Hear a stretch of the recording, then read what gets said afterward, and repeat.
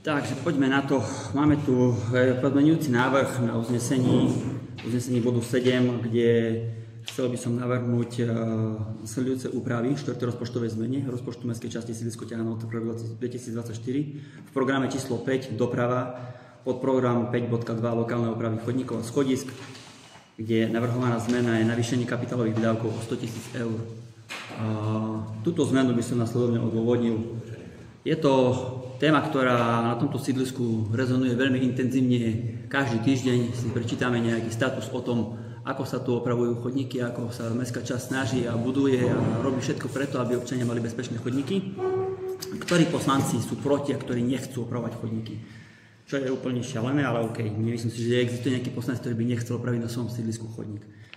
Úrad mestskej časti žiadal v júni navýšenie plus 15 000 eur a teraz žiadal 20 000 eur, čo je z môjho pohľadu nedostatočný objem na opravu havarijných stavov chodníkov na sídlisku Ťahanovce.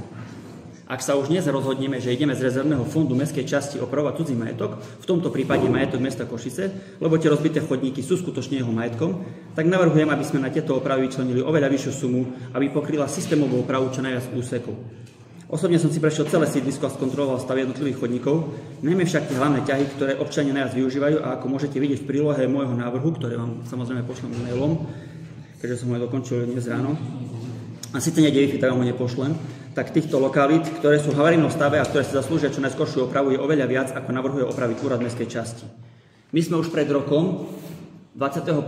júna 2023 o tejto téme intenzívne debatovali, kde prešiel môj doplňujúci návrh, kde sme žiadali mestskú časť sídlisko Ťahanovce, kde sme aj schválili tento návrh, aby starosta a úradníci mestskej časti do 30 dní od podpísania tohto uznesenia vypracovali a zaslali poslancom miestneho zastupiteľstva prehľad všetkých chodníkov, schodísk a dopravných komunikácií v mestskej časti sídlisko Ťahanovce, kde by bol uvedený aj aktuálny stav danej komunikácie v hodnotení kritický, kde je nutná urgentná oprava z hľadiska bezpečnosti občanov, nevyhovujúci, ale nekritický a vyhovujúci. Plus v rámci tohto zoznamu by boli k daným komunikáciám aj určené vlastnícke vzťahy. Či je za danú komunikáciu zodpovedná mestská časť, mesto Košice alebo súkromný vlastník. To bolo uznesenie, ktoré sme schválili v júni, ktoré pán starosta podpísal 21.6.2023. Ja sa chcem opýtať, dostal niekto z vás ako poslancov nejaký takýto prehľad? Dostali sme sa k tomu dátam, kde by sme presne videli, ktoré chodníky sú v akom stave a kto je za nich zodpovedný, lebo ja som za rok takýto zoznam nedostal, neobdržal. A preto som si to prešiel. A je dôležité povedať to, že je pravdou, že mesto Košice tohto roku konečne po niekoľkoročných urgenciách a upozorneniach na nevyhovujúci a zdravie ohrozujúci stav mestských chodníkov začalo opravovať tieto komunikácie. A tak už dnes máme opravenú časť chodníka na Bukurešskej ulici, tá tzv. Hrbovcová alej, a taktiež sa pustilo mesto Košice aj do komplexnej opravy Budapešťanskej ulice, ktorá bola taktiež na viacerých miestach v katastrofálnom stave. To veľmi pomohlo k tomu, aby sa aspoň šťastie zlepšil stav chodníkov na sídlisku, ale bohužiaľ zďaleka to nestačí. Áno, opravil sa chodník takmer po Bukurešsku 22, ale aj na ďalších úsekoch Bukurešskej sú ďalšie poškodenia, ktoré si vyžadujú opravu. Napríklad Bukurešská 2 až 4, 8 až 9, alebo za Bukurešskou 20, či úsek smerom k zastávke MHD. To je jedna veľká katastrofa a hanba. Sú títo občania, ktorí bývajú na týchto lokalitách horšie ako ich susedia, platia iné dane? Asi nie. Tak prečo sa potom napríklad ten chodník na Bukurešskej smerom k MHD, kadiaľ denne prejdú stovky občanov, už dávno neopravil? Pán starosta, chcem sa vás opýtať, považujete za správne, že tento úsek nie je v zozname tých, ktorých chcete opravovať? Lebo ja som sa pýtal, ktoré úseky chceme z týchto 15 000 opravovať a tento úsek tam nebol. To ja tvrdím, že toto je presne taký chodník a tento úsek by mal mať prioritu a byť urgentne opravený. Keď už chceme na to použiť naše sídliskové peniaze, tak poďme opraviť tento úsek. To je podľa mňa priorita. Potom tu máme napríklad takýto úsek chodníka od Americkej triedy 3 smerom ku kostolu a pasáži. Už minulého roku sme tu sedeli a sme sa zhodli všetci na tom, že je to jeden z úsekov, ktorý si vyžaduje okamžitú opravu a schválili sme na to peniaze. Bohužiaľ starosta sa rozhodol, že opraví iné úseky chodníkov, ktoré kľudne mohli počkať, a na tento chodník, po ktorom chodia obyvateľia denne do nášho nového kostola, sa ako si zabudol. Preto navrhujem, aby sme dali aj tomuto chodníku konečne prioritu, a ak sa o neho nevie postarať mesto Košice ako jeho vlastník, a my tu deklarujeme, že chceme pre našich občanov zabezpečiť bezpečné a slušné chodníky, tak tento si tú našu pozornosť určite zaslúži. Takto môžeme pokračovať ďalej. Chodník idúci k základnej škole Bruselská. Denne po ňom chodia stovky žiakov a rodičov. Tiež si zaslúžujú opraviť. Sú tam diery, vypadaný asfalt. Je to nebezpečné.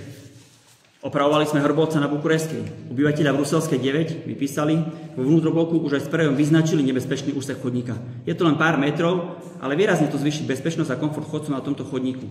Takže aj tento úsek navrhujem opraviť ešte v tomto roku. Budete to vidieť na fotografii, akom stave to tam je. Poďme na Čínsku ulicu. Tam je niekoľko úsekov, ktoré sú v katastrofálnom stave a ľudia právom očakávajú, že za svoje dane by mali od samosprávy a je úplne jedno, či od mesta alebo mestskej časti, dostať kvalitnú službu vo forme bezpečného chodníka. Napríklad taká Čínska 31, Čínska 22 alebo 21, alebo podchod na Čínskej 11, kde sa po daždi nedá ani prejsť, lebo tam už máme asi ten Poláčekov sľubovaný akvapark. Voda tam stojí po členky. Prejdime na Havanskú ulicu, to isté ako na Čínskej. Niekoľko úsekov, ktoré si zaslúžia našu pozornosť. Havanska 1, Havanska 6 až 7, Havanska 16, Havanska 21. Všetko je to zdokumentované, budete to vidieť. A takto môžeme pokračovať. Choďte si tieto úseky pozrieť a povedzte obyvateľom, prečo to tam takto vyzerá, prečo sa samospráva roky o tieto chodníky nestará. Tak ak už ideme suplovať úlohu mesta a ideme tu konečne opravovať chodníky, tak zaraďme na zoznam plánovaných oprav aj tieto úseky. Potom tu máme také špecialitky ako chodník pred základnou školou Velehradská alebo úsek pred zdravotníckymi potrebami v Pasáži. Sú tu takisto často využívané chodníky, ktoré si vyžadujú mimoriadnu opravu. Aj na Varšavskej sa nájdú lokality, na ktorej sa pri posledných opravách chodníkov ako si pozabudlo a občania sa oprávnene pýtajú, kedy sa začnú konečne opravovať aj chodníky pred našimi vchodmi. Takto by sme mohli kľudne pokračovať ďalej. Berlínska 19, Viedenská ulica a ďalšie úseky ulic. Verím, že úrad má takto zmapované celé sídlisko, veď schválili sme to v uznesení z minulého roku, kde by nám vedel ukázať, ktoré chodníky sú v kritickom stave, kde je situácia zlá, kde sa dá ešte rok, dva počkať a kde sú chodníky už opravené. Takú interaktívnu mapu, ako sme odsúhlasili pred rokom v júni. Bohužiaľ, ja som takýto prehľad nedostal.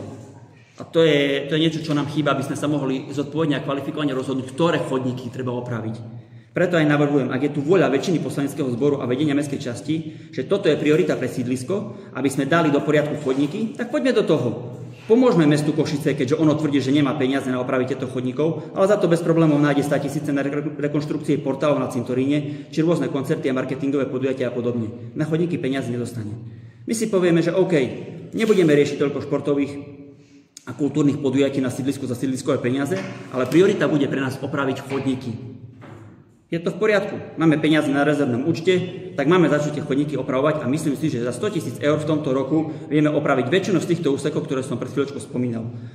A tie ostatné by sme opravili na budúci rok. A už to nebude žiadna volebná téma, ktorú bude starosta zneužívať a šíriť verejnosti klamstvá o tom, ako on by chcel, ale tí zlí poslanci nechcú. Preto verím, že tento môj pozmeňujúci návrh podporíte a môžeme sa pustiť do oprav sídliskových komunikácií bez problémov ešte v auguste. Toľko je môj pozmeňujúci návrh chodníkom a potom predložím ešte ďalšie návrhy k iným témam, keď budeme preberať.